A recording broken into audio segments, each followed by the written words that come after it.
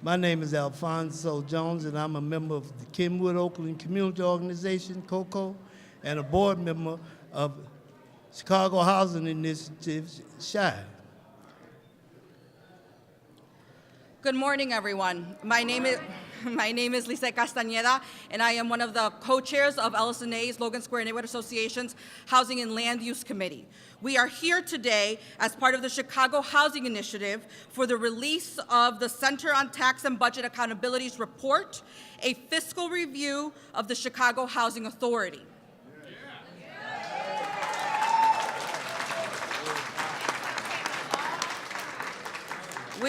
We are very excited to be here for that, and the reality is that that's a lot of information and a lot of names.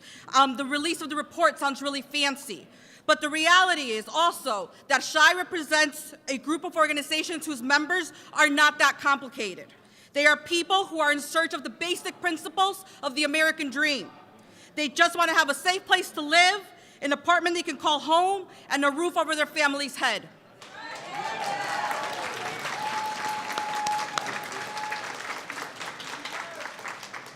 None of these things happen without good government, though. So accordingly, a government agency that is funded to serve the poor should not be allowed to be dysfunctional or low-performing just because it serves the poor rather than the rich, those who are still in search of stability and a home rather than those who already have it. CTBA's report reveals that the CHA has consistently failed to use public funds entrusted to the agency effectively, fully, accountably, or transparently. We are here not only to discuss the problems at CHA, but also to talk about solutions.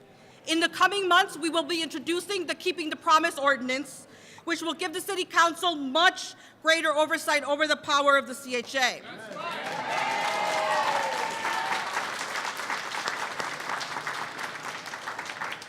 The ordinance will allow that will make sure that the problems that are in the report do not continue and are never allowed to happen again. They will make sure that the families who are still in search of housing are able to find that. Our first speaker this morning will be Keena Ward. Keena is a mother of 4 and one of the thousands of families who have applied for CHA's assistance and with housing but has been denied. Ms. Keena Ward. Good morning.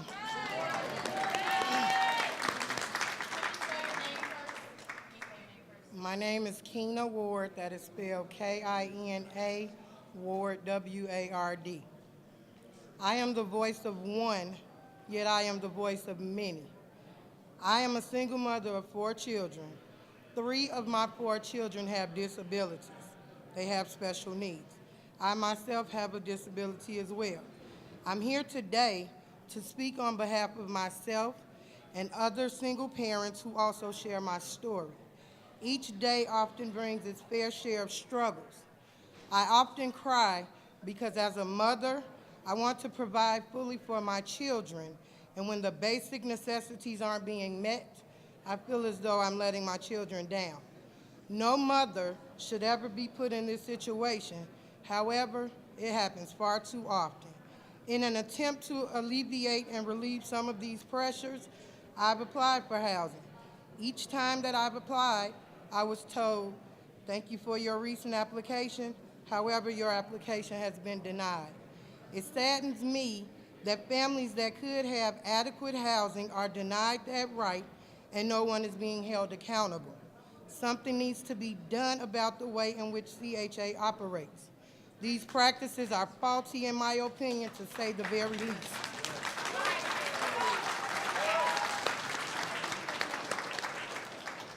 Everyone, and I do mean everyone, has the right to live and not just exist. The funding is available to assist in these efforts, yet no one seems to care. Today is my birthday. My birthday wish is for the City Council to hold the Housing Authority accountable and afford these families adequate housing while working to decrease homelessness in our city. Thank you.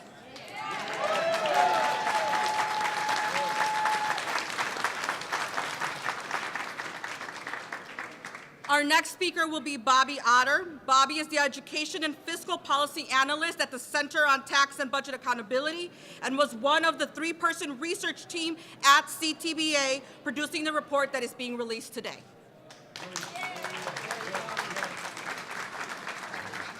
Hello, my name is Bobby Otter, B-O-B-B-Y-O-T-T-E-R, and I am with the Center for Tax and Budget Accountability. Today we are releasing a report called A Fiscal Review of the Chicago Housing Authority. Our analysis found that CHA's own budget reports reveal that the agency has built up a large cash reserve, while tens of thousands of households wait for affordable housing. The CHA receives an overwhelming majority of its funding from the U.S. Department of Housing and Urban Development.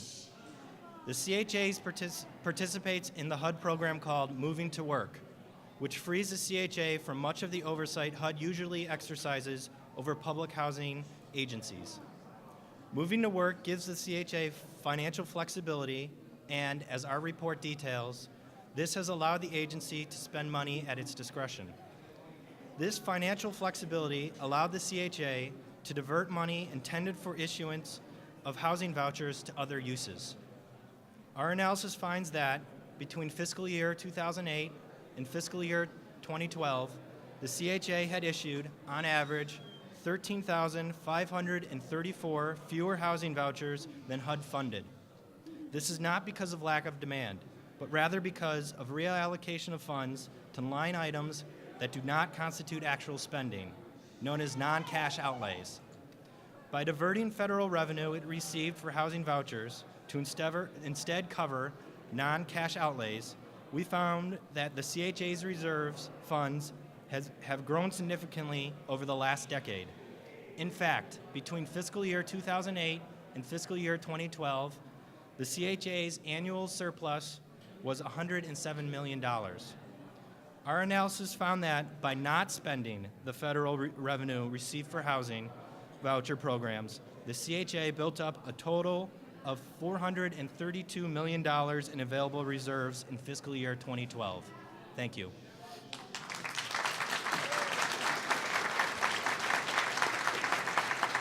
Thank you, Bobby. Thank you, Bobby. The Center for Tax and Budget Accountability study provides evidence that supports our finding that there are severe problems at CHA caused by federal deregulation. Our next speaker will be Liz Brake from the Jane Addams Senior Caucus, who will discuss the need for City Council to increase oversight of the Chicago Housing Authority to prevent these problems from continuing. Ms. Liz Brake.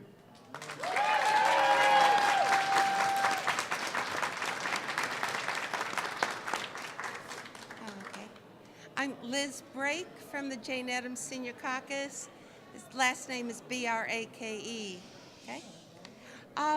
Also, in the report that Mr. Otter talked about, they said that the CHA's reporting has been inconsistent and confusing, and because there's no federal oversight, the CHA is hoarding our tax dollars while there's thousands of homeless people in need of homes. Okay.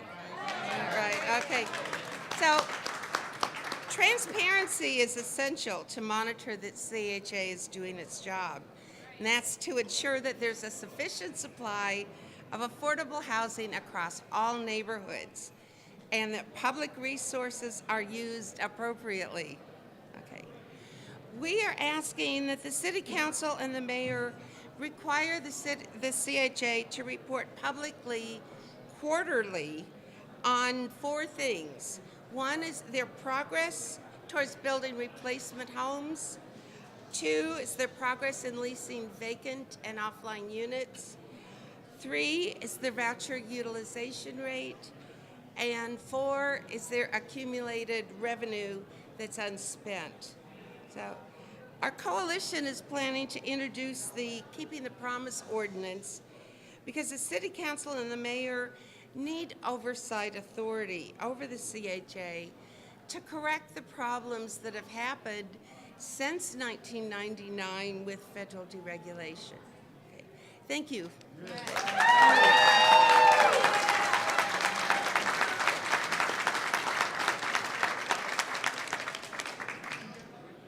Castaneda. That's you. No, we don't have a speaker, so it's. Yeah, we have the speaker. Is she here? Yeah. So our closing speaker will be Lori Williams from the Committee to Rebuild the Ickes and Eugenia Burns Hope Center, which will describe the dramatic benefits that the Keeping the Promise ordinance can have.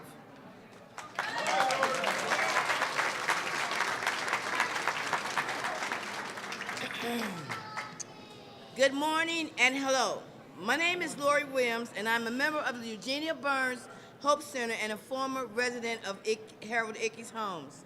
In the year 2000, CHA proposed to demolish my community with the promise to rebuild it. It is now 14 years later, and that has not happened.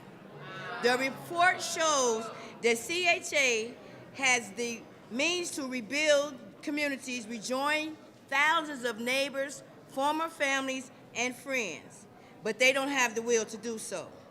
The over $400 million in reserves that they have could bring back the 402 units at Harold Ickes. It can also stop the loss of further low-income housing in Lathrop, Argyle Gardens, and in the Cabrini Green row houses.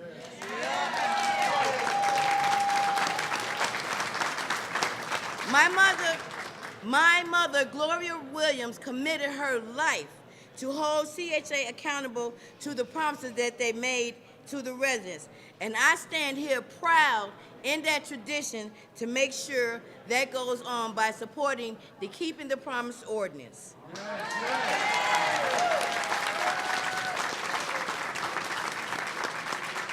The Keeping the Promise ordinance will make CHA report quarterly to the City Council on the promises made to our communities regarding the quality of the distribution of the housing choice vouchers and the quality management of the Section 8 in our neighborhoods. This ordinance will also push CHA to rebuild the replacement housing so our communities can be restored, and to force CHA to distribute over 13,000 vouchers that they have not issued out. And this, we believe, will reduce the homelessness in Chicago by at least 12%. Isn't that the purpose of CHA and HUD? Shouldn't that be what our mayor and city council wants from CHA? They promised to reduce the public housing in the city by 40,000. And 25,000, replaced the 40,000 with 25,000. They have only yet housed 18,000, rebuilt 18,000 units of this housing. The funding CHA receives has become a mass misappropriation and virtually unsupervised. Them being unsupervised makes it possible for them to ignore people like me. We are here to urge the City Council and the Mayor to make sure that CHA keeps its promise to the working families of Chicago. Thank you.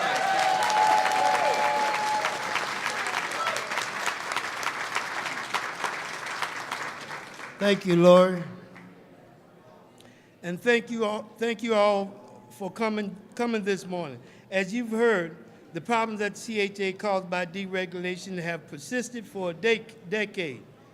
These problems require the City Council and the Mayor to take action immediately. Without performance standards and without accountability that is granted to the CHA through deregulation, thousands and thousands of Chicago families are suffering when help should be available to them instead of sitting in a huge cash reserve. These problems have been going on for far too long. Therefore, the need to solve them is urgent and long overdue.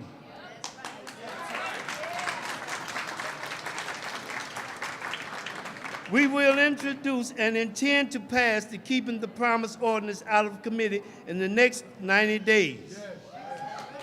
Everyone here today demonstrates that the movement for reform is growing. We will not be silenced or just go away. Please continue to stand with us and stand up for what is right. Everyone deserves a place to live. Yes. We have time for 3 questions from the press. They all can, excuse me, as far as the questions is concerned, we'll take the questions in the back. Liz can answer. Yeah, Laura, The, Miss Lori, step in. the aldermen supporting us so far are Alderman Burnett, Alderman Wagasback, yeah, Alderman Mell, Alderman Brookins, and Alderman Sawyer. Okay. Thanks. I only had 3. We're meeting with more. You know, we expect more. We're meeting with the mayor's office tomorrow.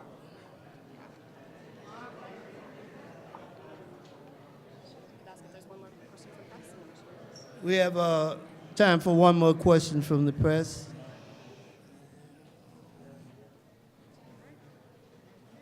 And I would just say thank you. If there isn't any more questions, then thank you very much for coming, and please have a great day.